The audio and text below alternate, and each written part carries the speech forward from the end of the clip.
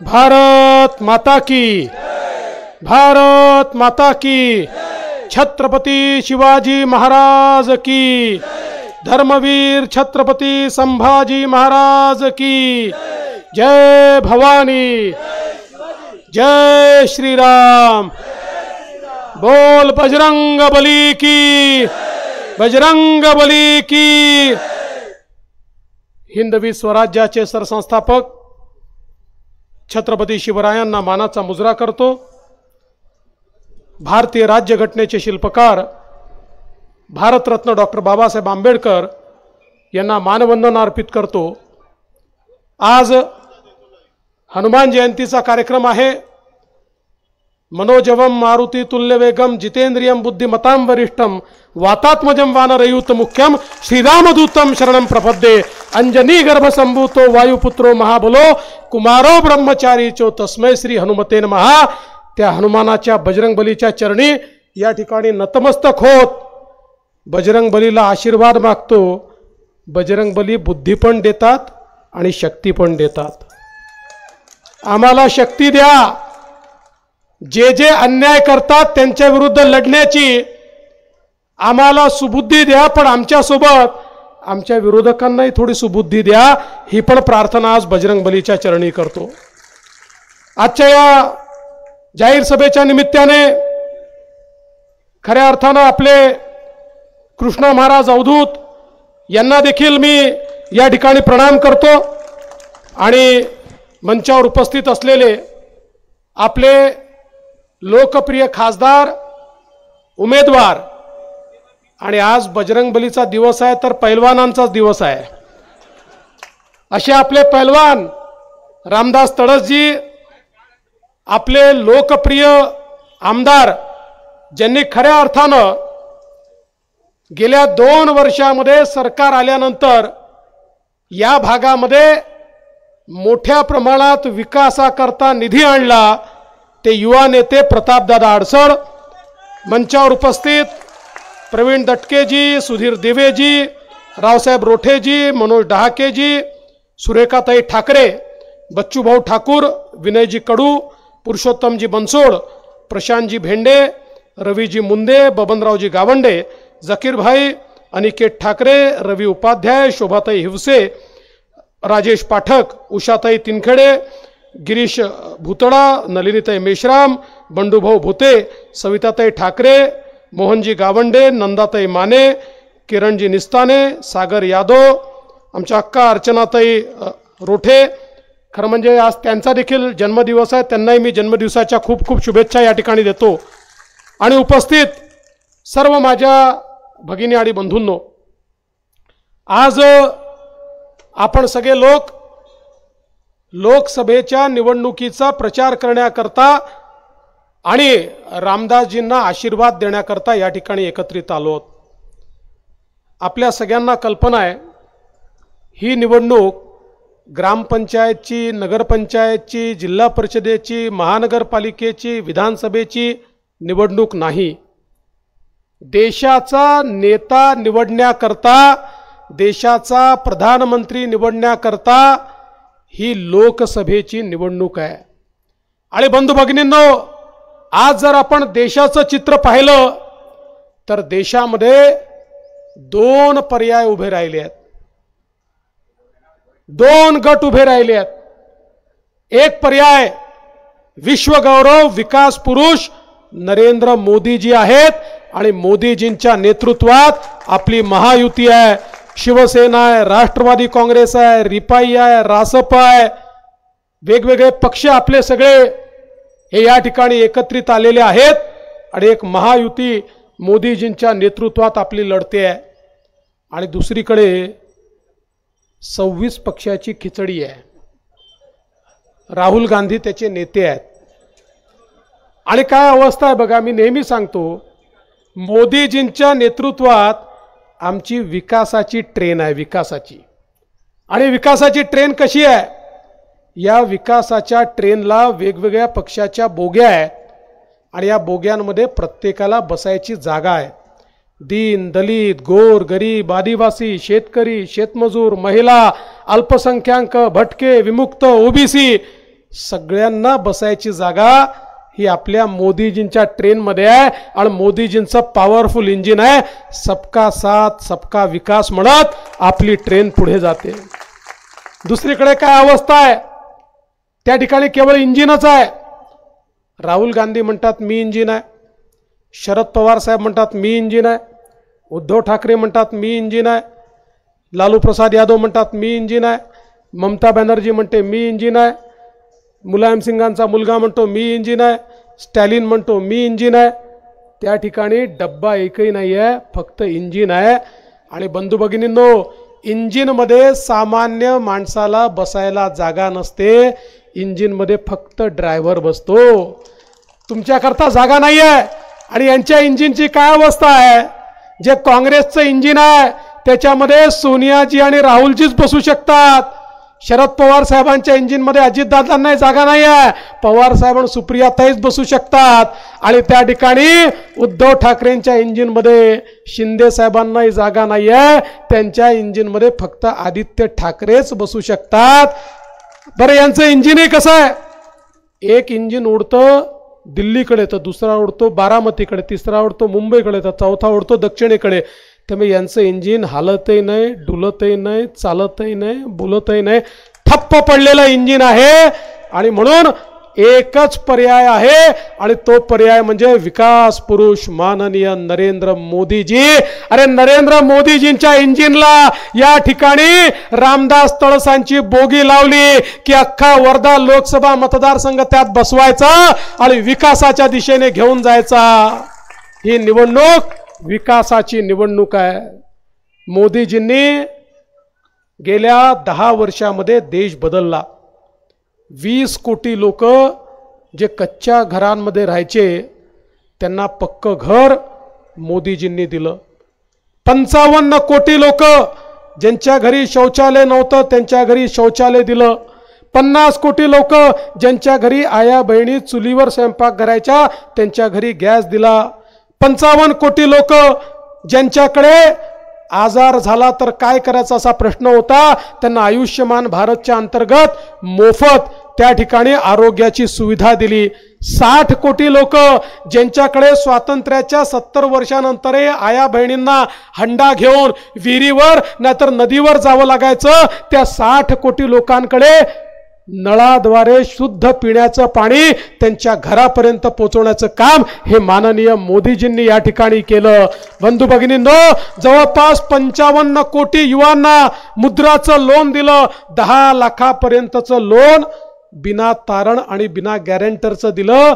एक काळ असा होता, बँकेमध्ये गेलं आणि लोन द्या म्हटलं तर बँक म्हणायची तुमच्याकडे तारण द्यावला, तुमचा बंगला, तुमचं घर, तुमची जमीन जुमला काही आहे का, आणि तो नसेल तर कोणी सरकारी बाबू तुमचा नातेवाईक आहे का त्याची गॅरंटी द्या तर तुम्हाला लोन मिळेल. मोदी साहेबांनी सांगितलं या तरुणाईची गॅरंटी मी घेतो आणि 55 कोटी लोकांना त्या ठिकाणी हे लोन मिळालं. आणि आता तर मोदीजींनी सांगितलं पुढचे 5 वर्ष आता 10 लाखाच्या ऐवजी 20 लाखाचं लोन हे बिना तारण आणि बिना गॅरंटीचं आमच्या तरुणाईला मिळेल. आणि मला सांगताना या गोष्टीचा आनंद आहे, या 55 कोटींमध्ये 31 कोटी महिला आहेत. मोदीजींनी 31 कोटी महिलांना आपल्या पायावर उभं केलं. कारण मोदीजी म्हणतात एक माणूस जेव्हा पायावर उभा राहतो तेव्हा तो स्वतःच पायावर उभा राहतो, पण महिला जेव्हा पायावर उभी राहते तेव्हा संपूर्ण परिवार पायावर उभा राहतो.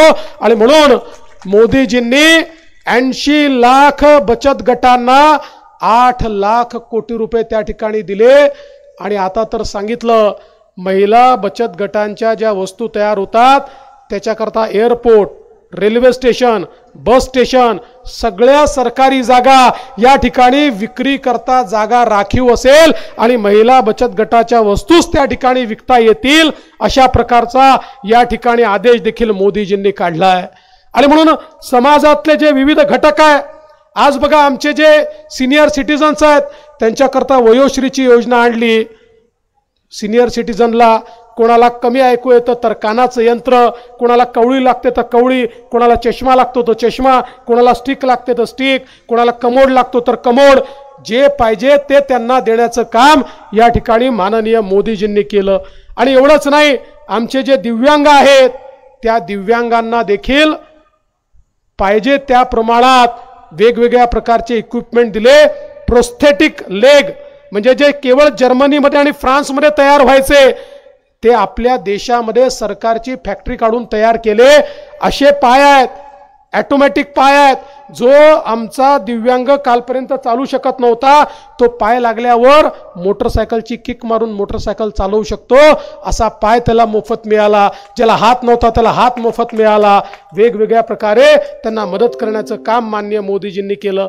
आज आपण पाहू शकतो मोदीजींच्या काळामध्ये इतक्या मोठ्या प्रमाणात आमच्या सिंचनाच्या सोयी उभ्या राहिल्या। आपल्या महाराष्ट्राला आणि विशेषतः विदर्भाला बळीराजा सिंचन योजनेच्या अंतर्गत 26,000 कोटी रुपये मोदीजींनी दिले। आज जे सिंचनाचे प्रकल्प पूर्ण होत आहेत आणि हळूहळू शेतकऱ्याच्या शेतीपर्यंत पाणी चाललंय, हे केवळ आणि केवळ मोदीजींनी 26,000 कोटी रुपये विदर्भात दिले। आपले 88 सिंचन प्रकल्प विदर्भाचे हे मोदीजींच्यामुळे आज पूर्ण होत आहेत। आणि मला निश्चितपणे विश्वास आहे की येत्या काळामध्ये सगळे प्रकल्प पूर्ण झाल्यानंतर आमच्या विदर्भातही मोठ्या प्रमाणात शेतकऱ्यांच्या शेतीला पाणी मिळणार आहे। मला याची कल्पना आहे की मी सिंचन प्रकल्प म्हटल्याबरोबर प्रतापदादा माधून मला धामकबद्दल बोलतील आणि धामकच्या पुनर्वसनचं काय हे सांगतील। मी दादा तुम्हाला सांगतो, तुम्हालाही माहिती आहे मी धामकचं पुनर्वसन करायला निघालो होतो, पण तुमच्या आधी जे आमदार होते त्यांनी पुनर्वसन थांबवलं। पण आता काळजी करू नका, आपण मार्ग काढलेला आहे। धामकचंही पुनर्वसन जे आहे ते निश्चितपणे या ठिकाणी आपण करणार आहोत।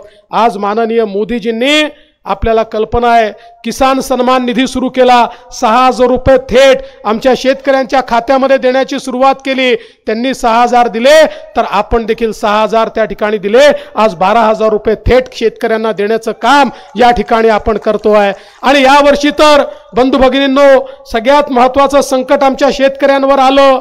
आपल्याला माहिती आहे रशिया युक्रेन युद्ध आणि या ठिकाणी जे काही आखाती देश आहेत त्यांच्यातल्या युद्धामुळे संपूर्ण जगातल्या व्यापारावर त्याचा परिणाम झाला आणि शेतमालाचे भाव मोठ्या प्रमाणात कोसळले। विशेषतः सोयाबीन असेल, कापूस असेल, याचे भाव खाली आले। आमच्या शेतकऱ्यावर एक मोठी अडचण आली। आम्ही निर्णय केला की या ठिकाणी आपल्या शेतकऱ्याच्या पाठीशी उभं राहिलं पाहिजे आणि महाराष्ट्राच्या सरकारने, आम्ही मोदी साहेबांशी चर्चा केली आणि त्यांच्या परवानगीने आमच्या शेतकऱ्यांना भावांतर योजनेच्या अंतर्गत 4,000 कोटी रुपये देण्याचा निर्णय केला। आणि बंधू भगिनींनो, आचारसंहिता संपली की कापसाचा शेतकरी आणि सोयाबीनचा शेतकरी याच्या खात्यामध्ये थेट भावांतराचे पैसे हे आम्ही त्या ठिकाणी जमा करू आणि आमच्या शेतकऱ्यांना या अडचणीतनं बाहेर काढण्याचं काम देखील आपलं सरकार करेल। हे सरकार सर्वसामान्यांचं, शेतकऱ्यांचं सरकार आहे। बंधू भगिनींनो, आज आपण पाहू शकतो मोदीजींच्या नेतृत्वामध्ये 25 कोटी लोक गरिबी रेषेच्या वर आले। मोदीजींनी या देशाला एक मजबूत देश म्हणून तयार केलं। आज आपल्या देशामध्ये आपण जर बघितलं, मोदीजी यायच्या आधी आपला देश जगातली 11वी सगळ्यात मोठी अर्थव्यवस्था होता। मोदीजींनी 10च वर्षामध्ये आपल्या देशाला जगातली 5वी सगळ्यात मोठी अर्थव्यवस्था केलं आणि पुढच्या 5 वर्षात जगातली 3री सगळ्यात मोठी अर्थव्यवस्था आपला भारत देश होणार आहे। मला एकाने विचारलं, भाऊ 3री मोठी अर्थव्यवस्था होणार आहे हे तर ठीक आहे, मला काय फायदा? अरे म्हटलं बाबा तुलाच फायदा आहे, कारण अर्थव्यवस्था जेव्हा विस्तारित होते तेव्हा संधी निर्माण होते। अर्थव्यवस्था विस्तारित होते, रोजगार निर्माण होतो। अर्थव्यवस्था विस्तारित होते, इन्फ्रास्ट्रक्चर तयार करण्याकरता पैसा येतो। रस्ते बनतात, पुलं बनतात, घरं बनतात, पाणी बनतं, पाण्याचे प्रोजेक्ट बनतात, इरिगेशनचे प्रोजेक्ट बनतात, रेल्वेचे प्रोजेक्ट बनतात, एअरपोर्ट बनतात, व्यापाराकरता साधनं त्या ठिकाणी उभे राहतात, गरीब कल्याणाचा अजेंडा त्या ठिकाणी चालतो आणि त्यासोबत देशाच्या सुरक्षेकरता देखील निधी उपलब्ध होतो। देशाच्या तिजोरीत पैसा आला तर सामान्य माणसाला मदत करता येते। ज्यावेळेस आपला देश आर्थिक महासत्ता होतो त्यावेळेस खऱ्या अर्थानं देशाच्या सर्वसामान्य माणसाच्या जीवनामध्ये एक मोठं परिवर्तन आपल्याला करता येतं। आपण सगळ्यांनी बघितलं, मागच्या 10 वर्षामध्ये मोदीजींच्या नेतृत्वात आपल्या गडकरी साहेबांनी या विदर्भात, महाराष्ट्रात आणि देशामध्ये ज्या प्रकारचे रस्ते तयार केले, ज्या प्रकारचं इन्फ्रास्ट्रक्चर तयार केलं, आज कुठेही तुम्ही जा इतक्या मोठ्या प्रमाणात आपल्याला रस्त्याची कामं होताना दिसत आहेत. आणि महाराष्ट्र सरकारतर्फे देखील मला अतिशय आनंद आहे की आमच्या प्रतापदादांनी पहिले तर 2.5 वर्ष त्यांना फुटकी कवडी मिळाली नाही. काँग्रेस, राष्ट्रवादी आणि शिवसेनेचं सरकार होतं, त्यामुळे त्यांच्यावर अन्याय झाला. पण गेल्या 2 वर्षामध्ये तो अन्याय आम्ही भरून काढला आणि प्रतापदादांनी जे जे मागितलं ते आम्ही त्या ठिकाणी दिलं. आणि खरोखर तुम्ही हिशोब काढा. आणि आता तर एक बजेट अजून बाकी आहे. काळजी करू नका प्रतापदादा, तुम्ही आता मी यायच्या आधी तुम्ही मागण्या करत होते त्या सगळ्या मी नोंदवून घेतल्या आणि मी आल्यानंतरही तुम्ही मागण्या केल्या. तुम्हाला मी आजच सांगतो, तुम्ही हे लक्षात ठेवा, या बजेटमध्ये तुमची एकही मागणी बाकी राहू देत नाही, एकही नाही. जेवढ्या तुमच्या मागण्या आहेत, रस्त्यांच्या असतील, पाण्याच्या असतील, इरिगेशनच्या असतील, शेत रस्त्यांच्या असतील, जेवढे उरलेले कामं आहेत सगळे कामं घेऊन या. या मे मध्ये आपलं आता नव्याने बजेट जून मध्ये येईल, त्या बजेटमध्ये या सगळ्या गोष्टी आपण टाकून देऊ. आज तुम्ही या ठिकाणी मोठ्या प्रमाणात निधी आणला. पाथरगाव उपसा सिंचन योजना असेल, या ठिकाणी हायब्रिड एन्युटीचे 209 कोटी रुपये असतील, दलित वस्ती सुधारण्याचे कामं असतील, तांडा वस्ती विकास योजनेचे कामं असतील, ग्रामीण भागातले रस्ते असतील, सिमेंट रस्त्याची कामं असतील, जलजीवन मिशनची कामं असतील, चांदूर रेल्वेसाठी तर 64 कोटी रुपयाचे पाणी पुरवठ्याची योजना तुम्ही आणली. ज्या ठिकाणी वर्षानुवर्ष त्यांच्या आमदाराने केवळ गढूळ पाणी तुम्हाला प्यायला दिलं, आम्ही मोदीजींचे लोक आहोत. स्वच्छ पाणी तुमच्यापर्यंत पोहोचवण्याचं काम आमच्या प्रतापदादांनी या ठिकाणी निश्चितपणे करून दाखवलं. आणि म्हणून बंधू भगिनींनो, आज या निमित्ताने मला सांगितलं पाहिजे, मोठ्या प्रमाणात ही कामं चालली आहेत. आणि विशेषतः आपले खासदार रामदास तडस यांचं मी अभिनंदन करेन. रामदास तडसांनी गेल्या 5 वर्षामध्ये केंद्र सरकारकडे पाठपुरावा करून रेल्वेची कामं असतील, थांबे असतील, आपले रेल्वे स्टेशन्स असतील, आपले नॅशनल हायवेज असतील, इतक्या मोठ्या प्रमाणात निधी मिळवला. त्या दिवशी मी त्यांच्या कामाची यादी वाचत होतो. मला देखील तळस साहेब माहिती नव्हतं तुम्ही एवढी कामं आणली. मी ज्यावेळेस यादी वाचली मीही तोंडात बोटं घातली. पैलवान केवळ पैलवानी करत नाही, पैलवान एवढा हुशार आहे, बरोबर मोदी साहेबांकडनं, गडकरी साहेबांकडनं त्या ठिकाणी कामं मंजूर करून आणतात. त्यामुळे तुमचं देखील मनापासून मी अभिनंदन करतो की तुम्ही अतिशय चांगलं काम हे निश्चितपणे या ठिकाणी केलं आहे. मी तुम्हाला प्रतापदादा सांगू इच्छितो, बळीराजा संघर्ष समितीचं आपलं आंदोलन मोठ्या प्रमाणात चाललेलं आहे. माझ्यासोबतही बैठक झाली. खरं आहे, काँग्रेसच्या सरकारने त्यांच्यासोबत बेईमानी केली. त्यांच्या कवडीमोल भावाने जमिनी घेऊन टाकल्या आणि अक्षरशः त्यांना नागवलं. आमच्या पुढे प्रश्न सुप्रीम कोर्टाच्या एका जजमेंटचा आहे. 8-9 साली घेतलेल्या जमिनी आहेत. आता 2024 साल आलेला आहे. पण तरी देखील मी तुम्हाला आश्वस्त करतो की शेवटी प्रत्येक गोष्टीतनं मार्ग काढायचा असतो. जिथे गरीब आहे, जिथे शेतकरी आहे, त्याच्याकरता हे आपलं सरकार आहे. त्यामुळे निश्चितपणे त्याही संदर्भात जो काही मार्ग आहे तो मार्ग काढण्याचा प्रयत्न आपण करू आणि त्यांनाही कशी मदत करता येईल हे आपण पाहू. आज मला सांगताना आनंद वाटतो, आपल्या सरकारने एक नवीन योजना आणली. आपण आता मुख्यमंत्री सौर कृषी वाहिनी योजना आणली आणि मला सांगताना आनंद वाटतो, आपल्याला 16,000 मेगावॅट वीज ही शेती करता संपूर्ण महाराष्ट्रात लागते. ही 16,000 मेगावॅट वीज सोलरवर नेण्याचं काम आम्ही सुरू केलं. आतापर्यंत 9,000 मेगावॅटचे वर्क ऑर्डर मी दिले आहेत. 7,000 मेगावॅटचे वर्क ऑर्डर पुढच्या 6 महिन्यात मी देणार आहे. पुढच्या 1.5 ते 18 महिन्याचा त्यांना कालावधी दिलाय. त्यामुळे पुढच्या 2-1.5 वर्षापासून तर 2.5 वर्षापर्यंतच्या काळात एक फीडर सोलराईज होईल. आणि एकदा फीडर सोलरायझेशन झालं की 1.5 वर्षानंतर आमच्या शेतकऱ्याला दिवसा 12 तास वीज 365 दिवस आम्ही त्या ठिकाणी देऊ. ज्याला रात्री पाहिजे त्याला रात्री देऊ आणि दिवसा पूर्ण 12 तास वीज आमच्या शेतकऱ्याला पुढच्या 1.5 वर्षानंतर आम्ही देऊ. एक क्रांतिकारी निर्णय या ठिकाणी आपल्या सरकारने घेतलाय. बंधू भगिनींनो, सांगण्यासारख्या गोष्टी अनेक आहेत. मला देखील पुढच्या सभेला जायचं आहे, पण मी तुम्हाला हीच विनंती करण्याकरता आलो आहे. ही निवडणूक साधी निवडणूक नाही आहे. ही या देशाचं भाग्य बदलवणारी निवडणूक आहे. आपल्या प्रधानमंत्र्यांनी सांगितलं, पिछले 10 साल ये तो केवल ट्रेलर था, असली पिक्चर अभी बाकी है। पुढच्या 5 वर्षामध्ये भारताला अशा परिस्थितीमध्ये मोदीजी आणून ठेवणार आहेत की मागे वळून पाहावं लागणार नाही। तुमचे आणि तुमच्या पुढच्या पिढींचे जे स्वप्न आहेत, ज्या आशा आहेत, आकांक्षा आहेत, अपेक्षा आहेत, त्याला पंख फुटण्याकरता मोदीजींनी व्यवस्था उभी केली आहे। आणि म्हणून बंधू भगिनींनो, आता आवश्यकता आहे ताकदीनं मोदीजींच्या मागे उभी राहायची, ताकदीनं आमच्या रामदासजींच्या मागे उभं राहायचे। आपण ज्यावेळेस रामदासजींना मतदान द्याल, कमळाचं बटन जेव्हा दाबाल, केवळ रामदासजींना मत मिळत नाही, तुमचं मत मोदी साहेबांना मिळतं। मोदी साहेबांना मत देण्याची संधी ही आपल्याला मिळालेली आहे। यावेळेचं मत हे भाजपा करता नाही आहे, यावेळेचं मत भारता करता आहे।